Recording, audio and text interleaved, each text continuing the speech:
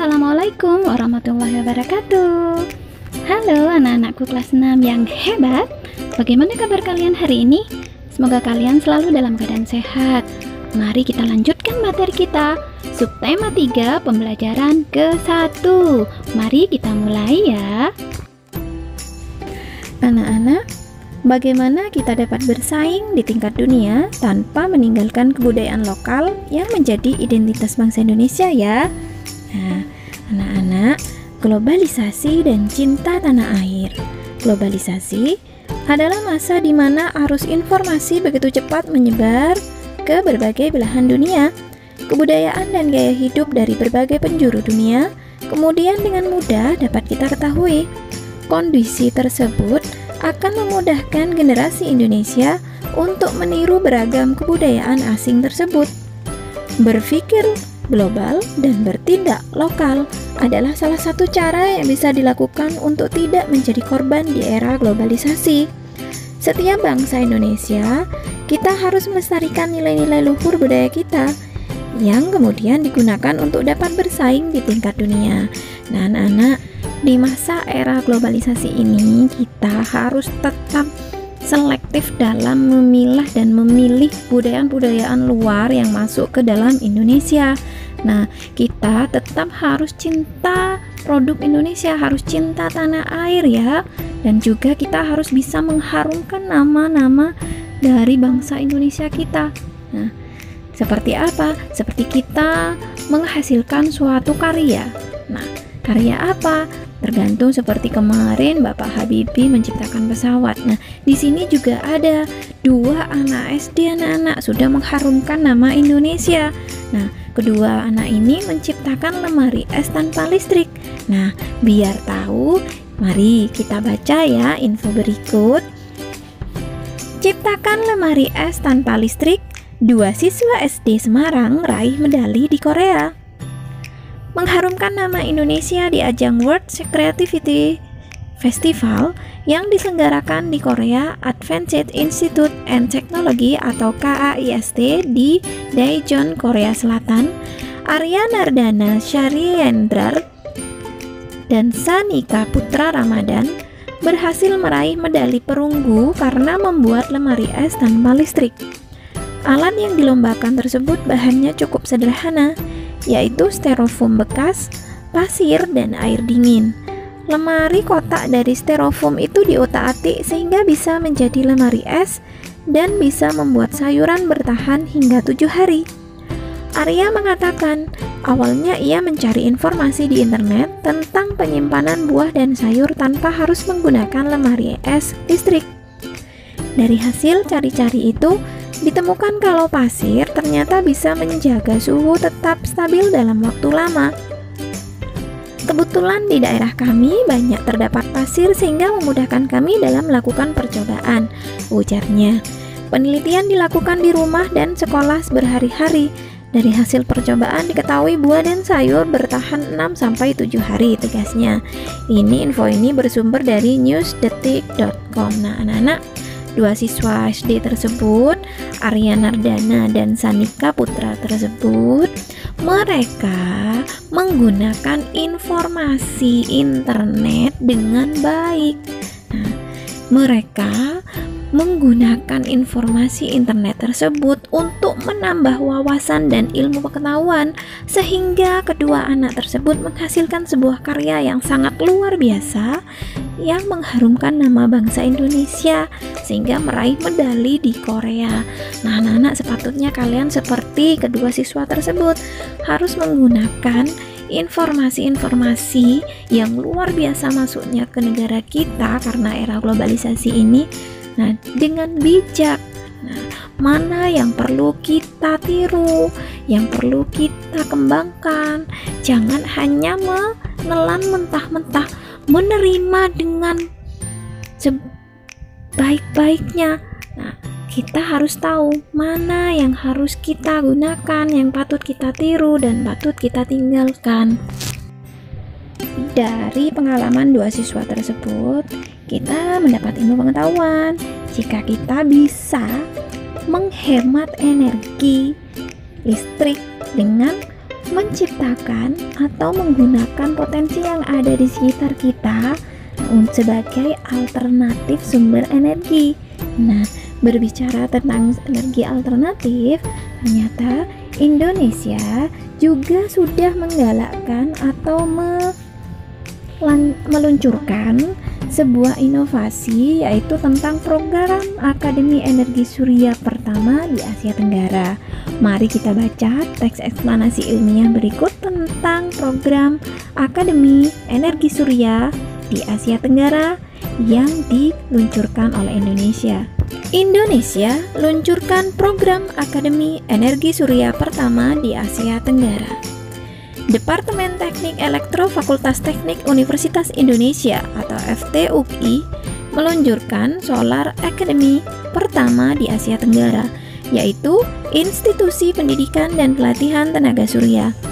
Peluncuran ini ditandai dengan penyelenggaraan seminar Solar Energy for Our Future pada Selasa 24 Juli 2012 di Universitas Indonesia.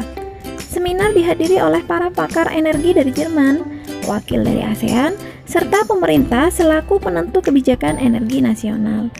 Seminar membahas tentang potensi, perkembangan, serta penggunaan energi terbarukan tenaga surya di Indonesia dan di Asia Tenggara. Indonesia dan negara-negara di Asia Tenggara merupakan negara kaya potensi sumber energi terbarukan, khususnya tenaga surya. Namun, potensi pemanfaatan tenaga surya tersebut belum optimal. Sel surya merupakan lempengan tipis terbuat dari silikon yang dapat mengubah langsung cahaya matahari menjadi energi listrik. Lempengan sel surya tersebut diberi muatan positif dan muatan negatif. Saat cahaya mengenai lempengan tersebut, kemudian akan memicu muatan positif untuk bertemu dengan muatan negatif, sehingga terjadilah arus listrik. Saat ini penggunaan sel surya masih terbatas, hanya dalam skala kecil, seperti pada barang-barang elektronik dan sebagai pembangkit listrik pada daerah-daerah yang masih sulit dijangkau oleh jaringan listrik. Terbatasnya pengguna sel surya dikarenakan biaya untuk membuat lempengan silikon cukup tinggi. Dengan perkembangan teknologi, diharapkan dapat ditemukan cara untuk meningkatkan efisiensi kerja dari sel surya. Pendirian Akademi Surya ini merupakan wujud nyata kepedulian UI yang diharapkan dapat menjawab permasalahan bangsa Indonesia mengenai krisis energi saat ini. Usaha mencari sumber energi alternatif yang bersih, tidak berpolusi, aman, dan dengan persediaan yang tidak terbatas sebagai pengganti bahan bakar fosil perlu terus diupayakan. Di antaranya adalah energi surya. Di era globalisasi ini, dengan adanya kebutuhan energi yang makin besar, penggunaan sumber energi listrik yang beragam tampaknya tidak bisa dihindari. Kutipan berita dari newsdetik.com. Nah, anak-anak, berdasarkan teks eksplanasi ilmiah yang kita baca barusan, kalian menuliskan informasi penting dalam setiap paragraf dari teks yang kita baca ya. Ini diagramnya karena di teks eksplanasi ilmiah terdapat 3 paragraf. Jadi hanya topik masalah, darat penjelas, dan simpulan dan pesan pendapat pribadi penulis seperti halaman 99. Nah, berikut ada alternatif jawabannya anak-anak. Paragraf 1 atau topik masalah yaitu peluncuran Solar Academy pertama di Asia Tenggara oleh Departemen Teknik Elektro Fakultas Teknik Universitas Indonesia atau FTUI. Paragraf 2 darat penjelas, sel surya merupakan lempengan tipis berbahan silikon yang mampu mengubah cahaya matahari menjadi listrik. Lempengan sel surya yang telah diberi muatan positif dan negatif dapat menghasilkan listrik jika terkena cahaya karena biaya pembuatan lempengan silikon cukup tinggi, membuat penggunaan sel surya masih kecil, seperti pada peralatan elektronik atau sebagai sumber listrik di daerah yang belum dijangkau jaringan listrik. Paragraf ketiga, simpulan dan pesan atau pendapat pribadi penulis, yaitu pendirian Akademi Surya oleh UI diharapkan dapat menjawab masalah krisis energi akibat kebutuhan energi era globalisasi yang semakin besar. Sel surya dapat menjadi energi alternatif pengganti bahan bakar fosil karena bersih, aman, dan tersedia tanpa batas. Nah, itu merupakan informasi penting dalam setiap paragraf dari teks eksplanasi ilmiah yang kita baca. Nah, anak-anak, berdasarkan teks barusan, bagaimana bentuk kerjasama Indonesia dengan negara-negara Asia Tenggara tersebut di era globalisasi ini? Dan bagaimana pula peran Indonesia dalam kerjasama tersebut? Nah, anak-anak, berikut ada diagram kerjasama Indonesia dengan negara-negara di Asia Tenggara di bidang sosial budaya di masa globalisasi. Nah, di sini ada bentuk kerjasamanya dalam bidang ilmu pengetahuan dan teknologi, serta peran Indonesia dalam hubungan kerjasama dengan negara di Asia Tenggara. Nah, ini ada di halaman 100 ya. Mari kita bahas satu persatu. Bentuk kerjasama yang pertama yaitu pembentukan ASEAN COS atau ASEAN Community on Science and Technology. Nah, peran Indonesia adalah berperan dalam pembentukan ASEAN COS. Nah, kemudian yang bentuk kedua, mendirikan organisasi SEAMCO atau Southeast Asian Minister of Education Organization. Nah, di sini Indonesia menjadi anggota yang aktif dalam organisasi SEAMEO. Bentuk yang ketiga kerjasamanya yaitu mengadakan pertemuan ASEAN SCIRD. Nah, di sini perannya adalah menjadi tuan rumah pertemuan SCIRD tersebut, bersedia berbagi fasilitas antar negara anggota untuk pengembangan iptek. Nah, kemudian bentuk kerjasama yang keempat, memajukan ilmu pengetahuan dan teknologi ASEAN. Nah, ini perannya adalah mendirikan Solar Academy pertama di Asia Tenggara untuk pendidikan dan pelatihan tenaga surya, melakukan pertukaran pelajar antar negara-negara anggota. Nah, itu merupakan kerjasama Indonesia dengan negara ASEAN di bidang ilmu pengetahuan dan teknologi. Nah, anak-anak, mari kita amati. Di era globalisasi ini semakin banyak teknologi canggih yang ditemukan. Hampir seluruh penemuan tersebut menggunakan energi, khususnya listrik.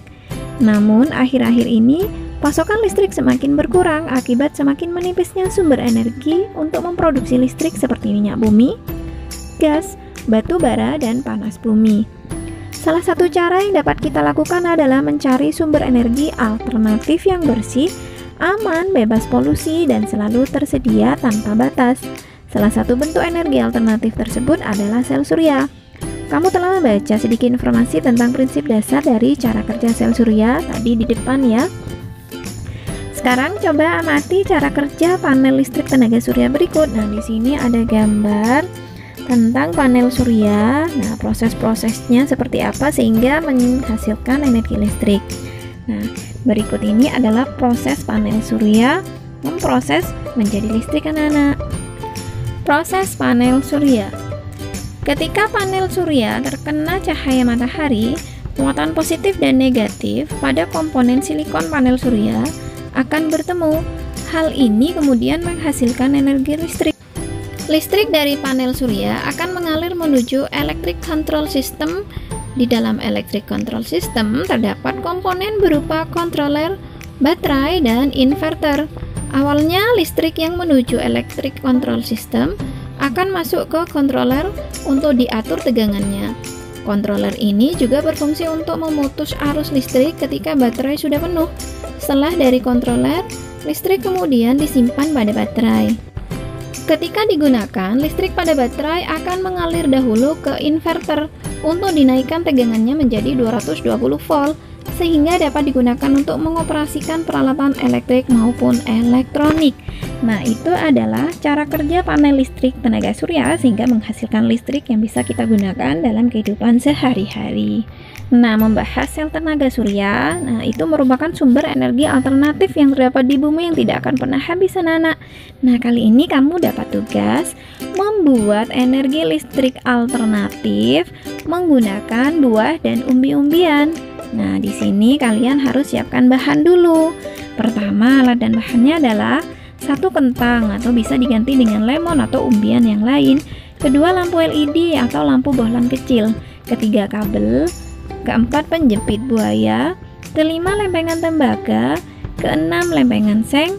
Ketujuh, untuk pengganti tembaga dan seng dapat digunakan isi dalam baterai yang biasa berwarna hitam. Langkah-langkahnya yaitu pertama, tusukkan lempengan tembaga dan seng ke dalam kentang mentah. Kedua, jepitkan kabel kepada lempengan tersebut dan hubungkan dengan lampu. Ketiga, lihat nyala lampu yang terjadi. Keempat, jika nyala lampu belum kelihatan, maka tambah kentang tersebut agar arus listrik yang dihasilkan bertambah. Nah, anak-anak, ketika kalian mempraktikkan ini, mencoba membuat energi listrik alternatif dari kentang atau buah yang lain. Nah, ini ada contoh gambarnya. Nah, seperti ini rangkaiannya nanti anak-anak ya, atau kalian bisa lihat di kartu di atas ini. Nah, di sini Ibu sudah membuatkan tutorialnya bagaimana membuat energi listrik alternatif dari kentang dan jeruk nipis, atau di deskripsi video ini anak-anak. Di deskripsi video ini sudah Ibu sertakan linknya. Kalian tinggal klik linknya, di situ sudah ada cara-cara bagaimana membuat energi listrik dari kentang dan jeruk nipis. Nah, kemudian setelah kalian membuat percobaan tersebut sudah selesai, kalian buatlah laporan kegiatan percobaan sumber alternatif energi listriknya, anak-anak. Nah, di situ ada nama percobaan, tujuan percobaan, alat dan bahan, serta langkah kerja dan simpulan. Berikut ada alternatif jawaban dari laporannya. Nah, kalian bisa gunakan sebagai referensinya, atau kalian bisa mengembangkan sendiri ya dari hasil percobaan kalian. Yang pertama, nama percobaan yaitu membuat sumber alternatif energi listrik dari beberapa jenis buah dan umbi-umbian. Kemudian, tujuan percobaan yaitu untuk mengetahui sumber energi alternatif untuk membuktikan bahwa umbi-umbian dapat menghasilkan listrik. Alat, kemudian untuk apa? Untuk melatih kreativitas kalian, itu tujuannya ya. Kemudian alat dan bahan, kalian bisa menjiplak atau mengcopy tadi ya, alat dan bahannya kan sudah ada di buku kalian, kalian tinggal mindah di laporannya. Kemudian langkah kerjanya adalah hubungkan setiap kabel dengan penjepit buaya. Kemudian tancapkan lempengan lembaga dan seng ke dalam kentang. Kemudian jepitkan kabel ke lempengan-lempengan tersebut serta ke lampu. Kemudian lampu akan menyala. Jika tidak menyala, tambahkan kentang lagi. Nah, kesimpulannya apa dari percobaan ini? Kentang mengandung cairan elektrolit yang dapat menghasilkan energi listrik sehingga lampu dapat menyala. Nah, seperti itu anak-anak, cara membuat energi alternatif listrik ya, dengan menggunakan kentang atau umbi-umbian yang lain atau buah-buah yang lain yang ada di rumah kalian. Mengapa umbi-umbian tersebut bisa digunakan sebagai energi alternatif listrik? Nah, karena adanya arus listrik yang mengalir. Nah, mengalirnya dari mana? Nah, seperti baterai pada lampu senter, kentang dan lempengan-lempengan yang kita pasang pada kentang tersebut menghasilkan arus listrik walaupun sangat lemah. Getah kentang mempengaruhi logam-logam itu secara kimiawi layaknya larutan elektrolit dalam aki. Nah, oleh karena itu susunan seperti ini disebut elemen galvani. Nah, karena yang pertama kali mengamati proses ini dalam eksperimen ialah seorang dokter Itali bernama Galvani.